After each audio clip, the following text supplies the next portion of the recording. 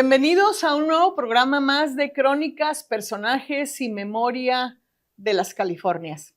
El día de hoy tenemos un tema de entrevista muy atractivo e interesante, sobre todo porque obedece a uno de los movimientos políticos y sociales más importantes que ha tenido Baja California Sur.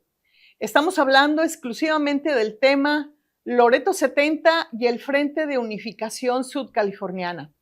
Y este día le damos la bienvenida al doctor Luis Trasviña, quien será nuestro entrevistado del día de hoy, con la finalidad de poder nosotros aclarar algunas dudas que nos han hecho llegar la ciudadanía y también manifestar la importancia de este movimiento.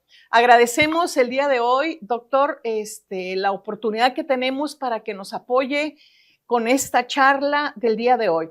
No sin antes también mencionar que este tema es tan relevante porque el Congreso del Estado de Baja California Sur hace unos años atrás lanzó una convocatoria con la finalidad de que todos los ciudadanos interesados en el devenir de la historia pudieran aportar nuevas ideas en relación al movimiento del Frente de Unificación Sudcaliforniano y Loreto 70. Afortunadamente, por así decirlo, tuvimos a bien de compartir el premio que el ensayo ganador dedicado a esta temática fue justamente el del doctor Luis Trasviña Moreno, quien el día de hoy nos va a platicar. Bienvenido, doctor. Muchas gracias, querida maestra. La oportunidad es para mí, no para usted, por invitarme nuevamente a su muy exitoso programa. ¿Qué tal? Un saludo a todos sus espectadores. Es un programa que va teniendo audiencia cada día, cada vez más. Eso habla muy bien de su inquietud por sacar temas relevantes para los personajes, las crónicas y la historia de Baja California Sur. Muchas gracias, doctor. En realidad, el Frente de Unificación Sudcaliforniano y el Movimiento Loreto 70 son temas que por ahí están guardados en la historia y desafortunadamente no ha habido un evento, una connotación por parte de las instituciones responsables que nos pudieran brindar una opción de diversidad de opiniones con la finalidad de adentrarnos en este tema que es tan importante, porque gracias al Frente de Unificación Sudcaliforniana y Loreto 70, tenemos el día de hoy lo que es nuestro estado de Baja California Sur. ¿Cómo ve usted eso, doctor? La construcción de Baja California Sur en estado libre y soberano. Tiene toda la razón, maestra. Creo que es tarea de los promotores, de los historiadores y también de las autoridades políticas generar espacios para dar a conocer estos hechos ya de prácticamente la segunda mitad del siglo XX. Me parece que, bien lo mencionó usted, en el 2020, si mal no recuerdo, fue esta convocatoria que lanzó el Congreso del Estado de Baja California Sur para conmemorar los 50 años del movimiento Loreto 70, precisamente, un concurso de ensayo histórico. Tuvimos la oportunidad de concursar y de que el trabajo que yo presenté resultara pues ganador por parte del jurado calificador. Claro. Y bueno, fue un trabajo donde precisamente damos cuenta de un movimiento, pero abordamos los antecedentes. Los movimientos regionalistas están desde prácticamente que se promulga la Constitución de 1917, cuando hay algunos sudcalifornianos que le piden al presidente Venustiano Carranza tener gobernantes sudcalifornianos, gobernantes regionales. Carranza les da para atrás, sigue enviando gobernantes impuestos desde la presidencia. Sin embargo, al año siguiente, 1920, muerto Carranza, Adolfo de la Huerta asume el poder y nuevamente estos sudcalifornianos, recordemos, ya existía desde antes el Comité Democrático Californiano, por ejemplo, que eran movimientos regionalistas comandado por Félix Ortega. Ya para 1920 hay otro movimiento de ciudadanos. Entre ellos va a estar el licenciado Agustín Arriola Martínez. Le piden a Adolfo de la Huerta esta solicitud de hacer un plebiscito. Creo que ahí tenemos un primer antecedente de que se eligiera a un primer sudcaliforniano, o bueno, a un sudcaliforniano ya post-revolucionario. Les da la oportunidad a Adolfo de la Huerta, se elige a don Agustín Arriola Martínez. que está entre 1920 y 1924, pero aparte hace bastantes obras interesantes, pero con él tenemos el primer contingente de estudiantes que envía apoyados por el gobierno a la Ciudad de México, claro. Estudiantes sudcalifornianos, que muchos de ellos van a ser miembros fundadores del Frente de Unificación Sudcaliforniano. Por desgracia, don Agustín Arriola ya no anduvo apoyando a los oficiales ahí de los caudillos de la revolución. Él se va con el contrario de Manuel Ávila Camacho. Ángel Flores me parece era el contendiente en la presidencia. Gana Manuel Ávila Camacho y don Agustín Arriola pues es relevado del cargo, y de ahí vienen algunos generales que poco o nada hicieron por el territorio, no conocían la problemática. Después ya en los años 30 con el partido oficial se dice que muchos de estos representantes eran enviados o por castigos o por exilio político, ¿no? Doctor, me gustaría que habláramos un poquito las características muy particulares del movimiento, que era el nativismo, así es. El civilismo y por último el plebiscito, ¿no? Así es. A mí me gustaría que hablaras y profundizaras cómo estos movimientos de regionalistas unían estos propósitos. Bueno, el objetivo era claro, de incidir en la vida política local, el Frente de Unificación Sudcaliforniano, creado a partir de 1945 en su primera etapa, teniendo como representante al doctor Francisco Cardosa Carballo.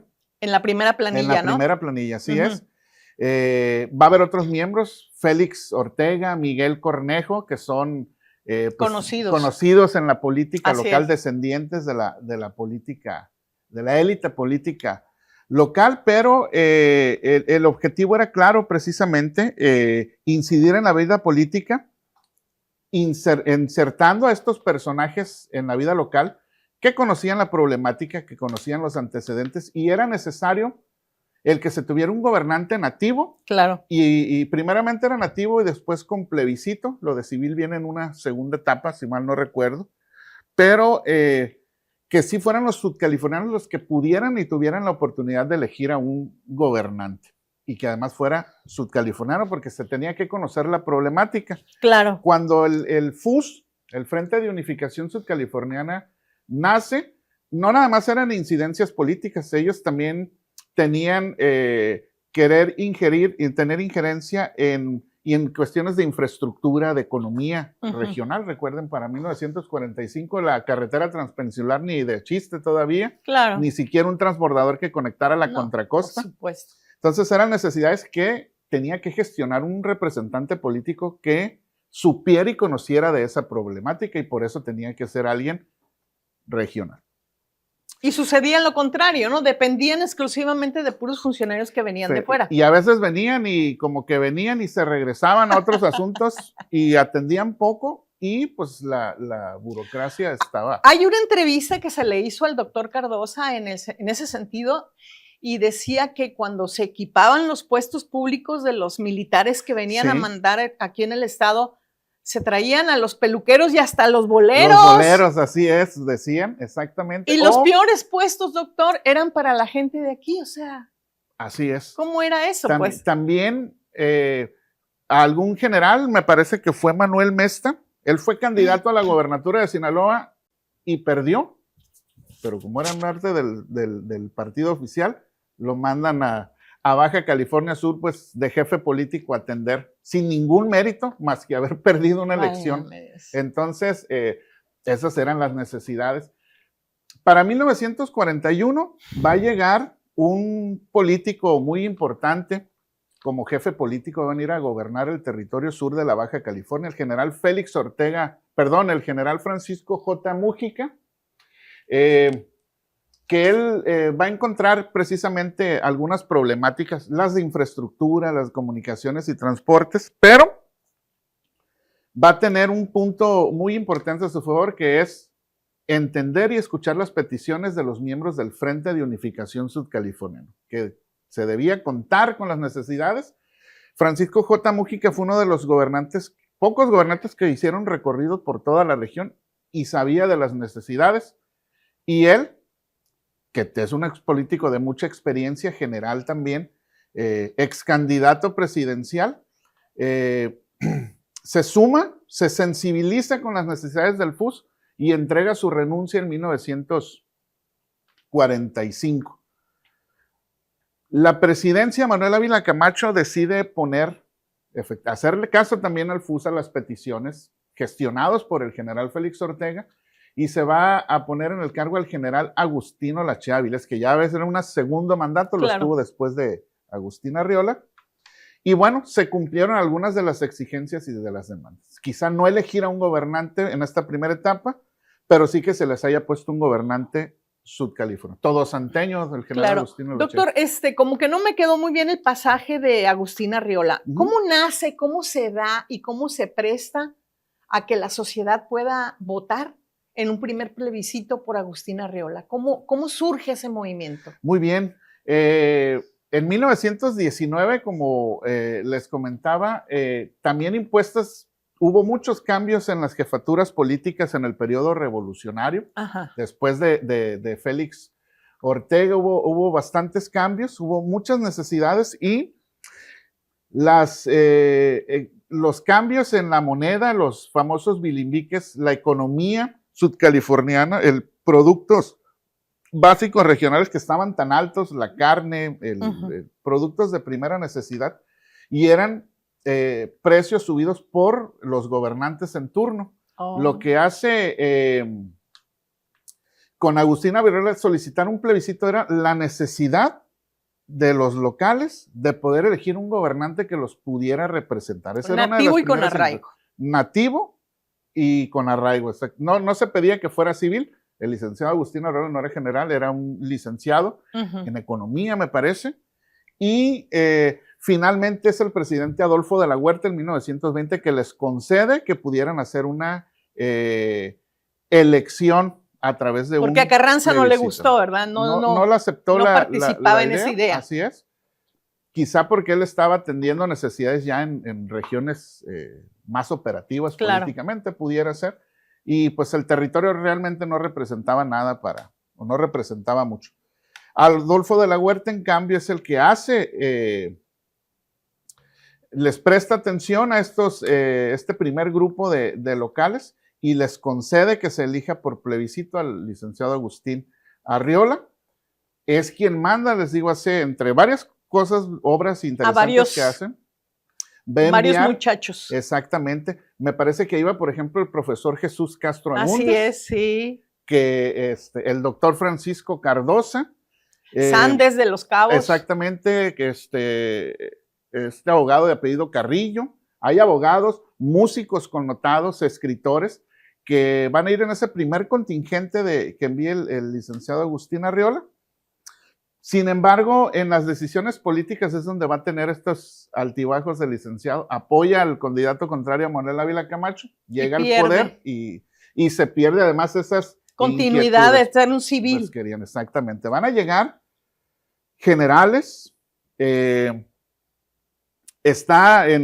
va a suceder, lo va a relevar Agustino Lachea, pero no porque haya sido sudcaliforniano, era un militar también general, pero dura muy poco en el poder, ¿no? Porque 2 años, ¿no? Se va a la Ciudad de México a ocupar la silla del partido, ¿no? Así es. Esto va a ser después, en el periodo ya de 1954, 55. Pero tengo entendido que el general inserta a algunos sudcalifornianos a algunos puestos, claro, ¿no? El general es lo que comentaba hace un poquito de calor. Cuando renuncia en 1945 el general J. Múgica, es nombrado nuevamente gobernador del territorio el general Agustino Lachea y además va a nombrar en su gabinete a miembros del Frente de Unificación Sudcaliforniana en esa primera etapa. Ok. Secretario general va a ser Félix Justín Ortega, en la Secretaría General de Gobierno. En educación precisamente va a ser el profesor Jesús Castro Agúndez y algunos otros miembros del FUS. Entonces con eso en parte se cumplió. Ya tenemos un gobernante nativo, ya hubo algunas posiciones importantes en el servicio público y queda relegado un poquito ahí el Frente de Unificación Sudcaliforniana. Van a tener un segundo resurgimiento en 1965, cuando se va precisamente el general, en 1956, cuando se va el general Agustino Lachea a hacerse cargo del Partido Revolucionario Institucional. Se va como presidente. Va a llegar el general Bonifacio Salinas Leal, oriundo de Nuevo León. Gobernó Nuevo León, me parece, antes de llegar aquí al territorio. Sí. Y en un principio, el FUS o los miembros le conceden el voto de confianza, porque la intención de Bonifacio Salinas Leal era que Baja California Sur pasara de ser un territorio a un estado. Pasaron los años, no pasó nada ahí, además se fueron quitando de los espacios a la gente local nuevamente, miembros del FUS, y hay un intento de reelección del general Bonifacio Salinas Leal. Ahí vamos retomando nuevamente. Vienen las problemáticas una vez más y en 1965, y aquí, bueno, el Eco de California, que eran los periódicos de la familia Ortega, donde ponían sus manifiestos, sus exigencias, el FUS, van a tener el apoyo muy grande aquí de la radio local, la XENT, don Pancho King, don Francisco King Rondero, un personaje muy querido aquí en Baja California Sur, el propietario de la radio y que además va a ser secretario general del FUS, pues va a enviar mensajes masivos a la gente que había que tener nuevamente estas exigencias de un gobernador nativo que fuera civil y con arraigo y que conociera las problemáticas de Baja California. Es que tenían una dualidad, se menciona, ¿no? Eran los gobernadores, pero también eran los comandantes de la zona militar. Exactamente. Eran generales, tenían que cumplir con las dos, esta dualidad de poderes, que además frenaba mucho un general hacer un trayecto al Valle de Santo Domingo en esos años antes de la carretera transpeninsular. Aparte de que era un martirio, se invertían días para poder estar. Y un general tiene que estar siempre al alma de cualquier situación. Claro. Y tenía que haber un gobernante civil y que conociera y se preocupara por las problemáticas del territorio y del suelo peninsular. Pero después del general Lachea, creo que reviste la importancia de mencionarlo Juan Domínguez Cota, que llega y hace una presencia justamente de recorrer toda la península. Tiene razón, maestra. Va a haber gobernantes generales, algunos no van a ser oriundos de Baja California Sur, pero van a dar muestras algunos resultados, o a veces están dando buenos resultados y son removidos para pasar a otros puestos u otros cargos. Ok, muy bien. La presencia de Francisco J. Mújica creo que fue muy relevante porque, como bien tú lo mencionas, doctor, tuvo un papel fundamental que les entrega la renuncia al Frente de Unificación Sudcaliforniana para que a su vez esta sirva como un pasaporte para acudir con el presidente y solicitar su remoción en el sentido de permitir que realmente haya un gobernador civil. ¿En qué momento surge esto? Esto va a ser en 1945 y efectivamente su renuncia fija un antecedente, es el antecedente inmediato, diría yo, que va a marcar ya las bases para que Baja California Sur se fuera encaminando a una autonomía con el nombramiento de gobernantes locales, pero también de que el Frente de Unificación Sudcaliforniana, sus miembros se fueran organizando, pero además estar inmersos dentro del servicio público regional.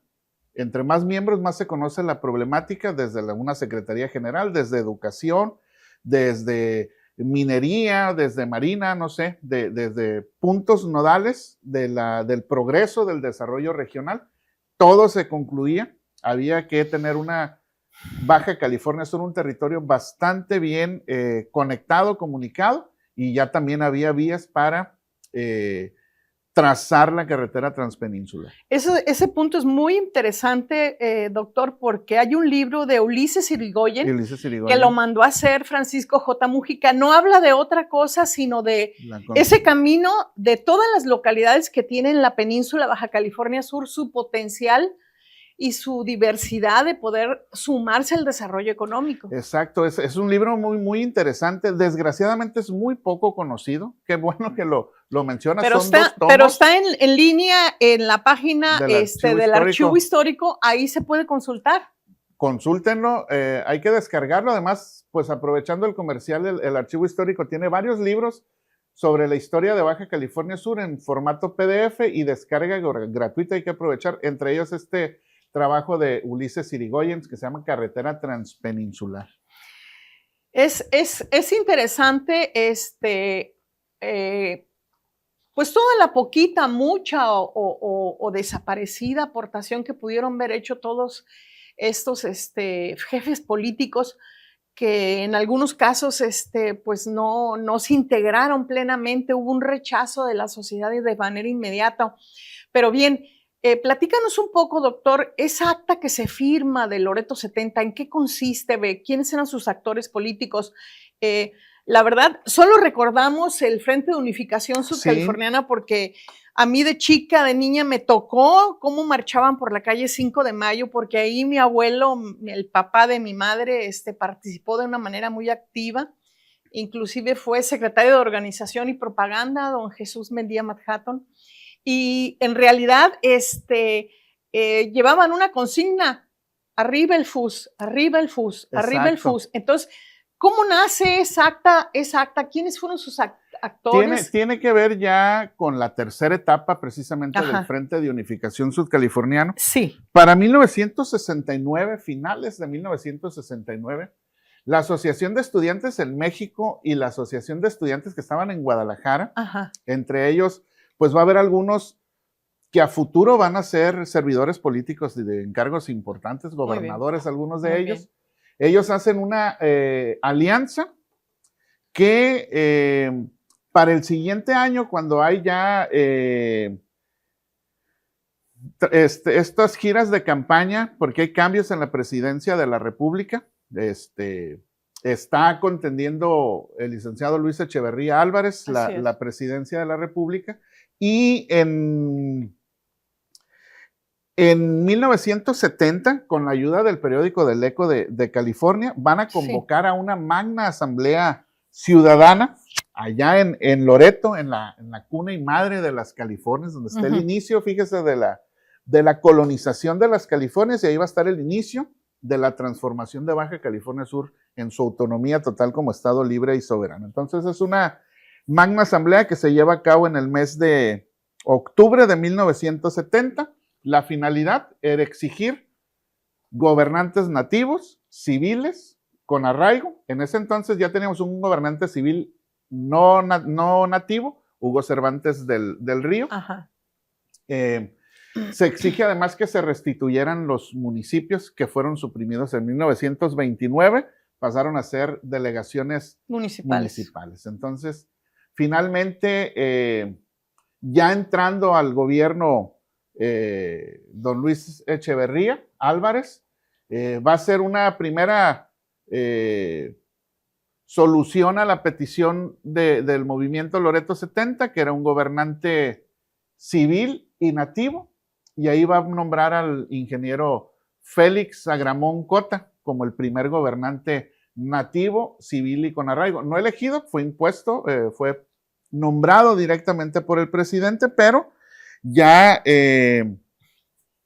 para 1974 va a enviar al Congreso de la Unión la promesa que había hecho ya a los californianos en campaña acá en Cabo San Lucas, en el Día de la Marina, de enviar ya el paquete para que Baja California Sur se decretara como un estado libre y soberano, que ocurrió en el mes de octubre, el 4 de octubre de 1974. Se eleva a la categoría de estado Y finalmente el Congreso de la Unión, el 8 de octubre de 1974, formaliza a Baja California Sur y a Quintana Roo, que eran los dos últimos territorios que tenía México, en estados libres y soberanos. De ahí, el paso siguiente era hacer la ley orgánica de Baja California Sur, convocar a elecciones, y es cuando tenemos a nuestro primer gobernador nativo, civil, y hecho a través de plebiscito de una elección popular, que va a ser el licenciado Ángel César Mendoza Aramburu en el año de 1975.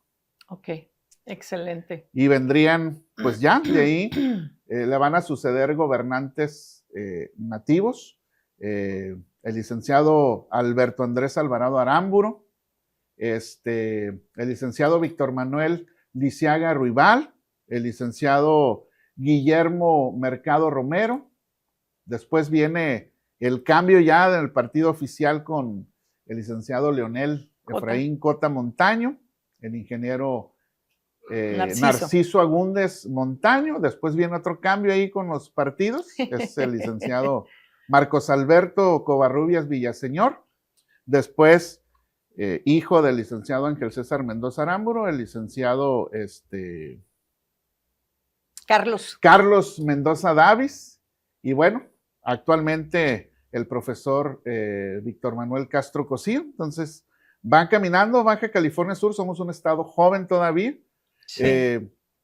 Tenemos que, como dice usted, impregnar la historia, los procesos históricos de Baja California Sur, que se conozcan a las nuevas generaciones, pues para sentirnos orgullosos de lo que somos y pues para dónde vamos.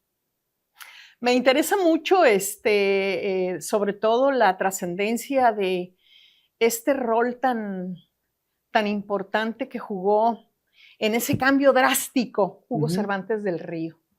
Su presencia fue extraordinaria, muy conocido en el ambiente por el Pico de Oro, hablaba tan bonito, sí, la verdad, muy educado, lo dicen también, muy atento a los lugares donde llegaba. Fue un jefe político, un gobernador muy querido en el Valle de Santo Domingo también. Hay monumentos, hay calles que llevan su nombre.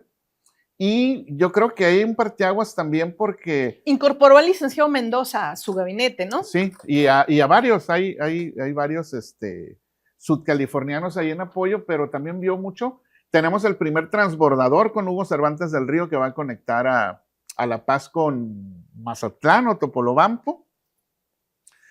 Y tenemos un parteaguas, lo comentaba, con la civilidad en Baja California Sur, tener un gobernante civil exclusivo para atender las problemáticas, ¿no? Así es. Además fue un gobernante que también impuso mucho el nacionalismo mexicano. Nuestro lábaro patrio, hay acá pasando Santiago, en este cerrito donde está un asta por ahí de bandera que fue puesto por Hugo Cervantes del Río. También el rol que jugó su esposa, extraordinario, porque dedicó mucho tiempo para atender las necesidades básicas de la infancia, de la orfandad, atender las causas de las personas vulnerables en materia precaria de pobreza. Sí, así es. Creo que inicia esa labor que no era conocida, la labor del sistema integral de la familia, así, ¿no? Es. Fíjese que usted está dando una beta muy importante para los estudiantes, nuevos investigadores de las carreras de humanidades, de historia, precisamente el papel importantísimo de las mujeres al lado de los gobernantes, que ellos miraban por la problemática de infraestructura, de las necesidades, pero tocaba a la esposa ver las necesidades de las personas, de los más vulnerables, de los niños, de las mujeres desprotegidas, de que tuvieran el sustento, la cobija, y de necesidades esenciales básicas que eran punto nodal y prioritario de las damas de los gobernantes. Papel importantísimo, tiene usted toda la razón. Y sobre todo resaltar de esta charla la importancia de el impacto del regionalismo, ¿no? Claro. Hoy en día tenemos una diversidad por la misma idiosincrasia de la característica turística y la vocación propia que tiene nuestro estado de Baja California Sur, Y no por el hecho de personas que llegan de fuera no aceptarlas, sino ellas mismas se incorporan a los procesos económicos y de desarrollo del Estado. Pero sí fortalecer ese regionalismo, esa identidad del civilismo, de tenerlo en un solo concepto, el amor a Baja California Sur. Amar a nuestra tierra, recorrerla, hablar de ella, participar de lleno en sus actividades, sobre todo aquellas que nos lastiman, que nos ofenden, ¿no? Creo que a la fecha, doctor, coincidimos en nuestra charla que un líder nato como lo fue Francisco King Rondero, de él abanderar las causas más profundas de necesidades de todos nosotros, a través de ese portal de comunicación que llegaba a todo el estado, no hay ningún otro en su talla hoy en día. ¿Cómo ocupamos ese tipo de liderazgos? Mire, con lo que mencionaba, sí, el arraigo, el regionalismo sudcaliforniano. Baja California Sur es un estado con las puertas abiertas. Siempre ha sido una ventana a la migración desde milenios, ¿no? Desde su origen. Nuestro legado.